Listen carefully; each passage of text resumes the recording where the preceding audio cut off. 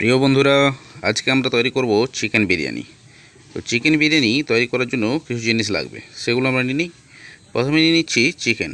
এবার চিকেনের সঙ্গে ভালো করে ম্যারিনেট করে নেবো। এই জন্য দিয়ে দিচ্ছি জিরে গুঁড়া, লঙ্কা গুঁড়া, হলুদ গুঁড়া, ধনে গুঁড়া, দিয়ে দিলাম শাহি গরম মশলা, আদা ও রসুন বাটা, কাঁচা লঙ্কা, লবণ।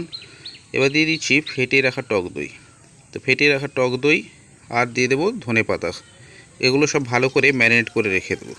অন্যদিকে আমরা কড়াইতে তেল দিয়ে দিয়েছি, এখানে আলু ভেজে নেব। এবার আলু ভেজে নেওয়ার জন্য খুব সুন্দর করে আলুগুলোকে প্রথমে কড়াইতে দিয়ে দিচ্ছি। এবার এগুলোকে একটু ভেজে নেওয়ার জন্য লবণ দিয়ে দিচ্ছি আর সামান্য হলুদ। লবণ হলুদ দিয়ে ভাজলে এর ভিতরে লবণটাও ঢুকবে, খেতেও ভালো লাগবে, সেজন্য আমরা লবণ আর হলুদ এতে দিয়ে দিলাম। এবার এটাকে দিয়ে খুব সুন্দর করে ভালো করে ভেজে নেব। এইভাবে হালকা আঁচে এটাকে ভাজতে ভাজতে কিছুক্ষণ পরে এটা যখন লাল হয়ে যাবে, বেশ সুন্দর একটা কালার ছেড়ে দেবে, তখন এটাকে আমরা তুলে নেব। এখন এটাকে তুলে একপাশে রেখে দিচ্ছি। এবার আমরা বেরেস্তার জন্য পেঁয়াজটাকে সুন্দর করে ভেজে নেব। কুচি পেঁয়াজ সেগুলো কেটে আমরা সুন্দর করে ভেজে নিচ্ছি। ভেজে এটাকে লাল লাল করে তুলে নেব। এভাবে এটাকে হালকা লাল করে রেখে তুলে নিতে হবে, কারণ এটা কিছুক্ষণ রেখে দেওয়ার পরে আস্তে আস্তে করে এটা নিজের থেকেই খুব সুন্দর করে এটা লাল হয়ে যাবে। এখন তোমরা দেখতে পাচ্ছ যে একটা বেরেস্তার মতো বেশ সুন্দর একটা রং চলে এসছে। তো এবার চলো মাংসটাকে একটু কী করলাম, তেলে ভালো করে ভেজে নেব। যে ম্যারিনেট করে রাখা মাংসটা ছিল সেটাকে এখন আমরা একটু কিছুক্ষণ কষিয়ে নেব। এই জন্য প্রথমে কড়াইতে তেল দিয়ে আমি মাংসটাকে দিয়ে দিয়েছি। এবার এটাকে বেশ কিছুক্ষণ নাড়তে থাকবো। এইভাবে কিছুক্ষণ নাড়ার পর এটা দেখবে মশলাটা বেশ হালকা করে মশলার থেকে তেল ছেড়ে দিয়েছে মাংসটা। এবার এটাকে বেশ ভালোভাবে এটা কিছুক্ষণ নাড়ি চাড়িয়ে নেব। এইভাবে কিছুক্ষণ নাড়ি চাড়িয়ে নেওয়ার পর যখন মশলা থেকে আস্তে আস্তে করে জল ছেড়ে দেবে মাংসটা, তখন আমরা এতে দিয়ে দেবো ভেজে রাখা আলুগুলো, যাতে আলুর ভিতরেও কিছু মশলা ঢোকে।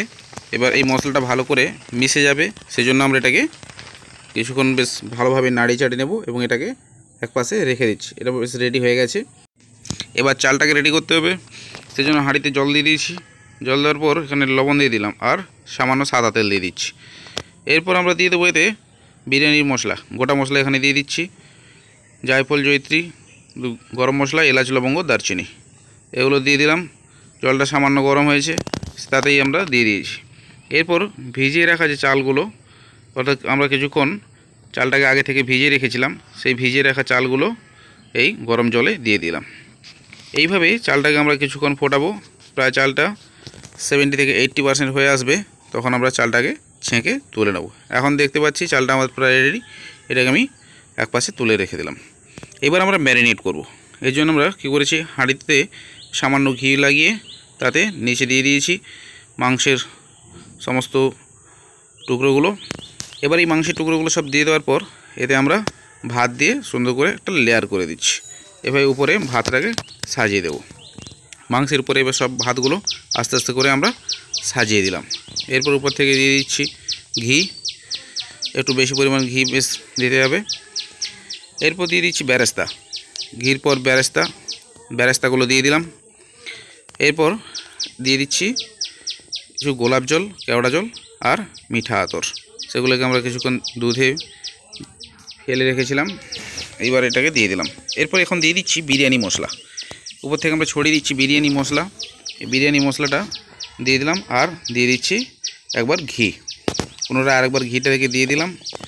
দিয়ে এবার এটাকে ভালো করে এটাকে ঢেকে দেব। দিয়ে এইভাবে হালকা আঁচে এটাকে 10 থেকে 15 মিনিটের মতো আমরা ভাপিয়ে নেব। ব্যাস, এভাবেই রেডি হয়ে গেল আজকের বিরিয়ানি। কেমন লাগলো তোমরা আমাকে কমেন্ট করে জানিও।